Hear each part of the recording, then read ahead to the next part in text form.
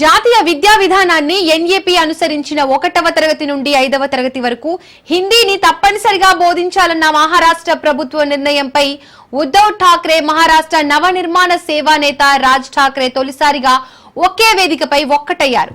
మహారాష్ట్ర సర్కార్ తీసుకున్న నిర్ణయాన్ని స్థానిక భాషా విశిష్టతపై దాడిగా ఇరువురు చెప్పుకొచ్చారు. వర్లీలో ఐక్యంగా నిరసన ప్రదర్శన చేపట్టనున్నారు. 20 సంవత్సరాలలో ఈ ఇద్దరు కలిసి సంయుక్త ఉద్యమం చేపట్టారు. 20 ఏళ్ల తర్వాత ఒకే వేదికపై ఇద్దరు అన్నదమ్ములు కలవడం పొలిటికల్ సీన్ లో ఉత్కంఠ రేపుతోంది.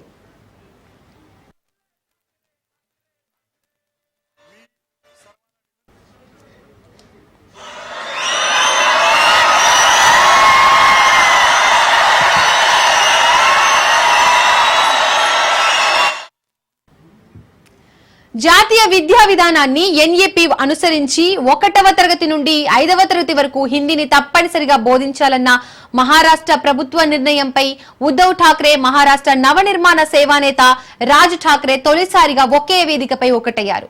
మహారాష్ట్ర సర్కార్ తీసుకున్న నిర్ణయాన్ని స్థానిక భాషా విశిష్టతపై దాడిగా ఇరువురు చెప్పుకొచ్చారు.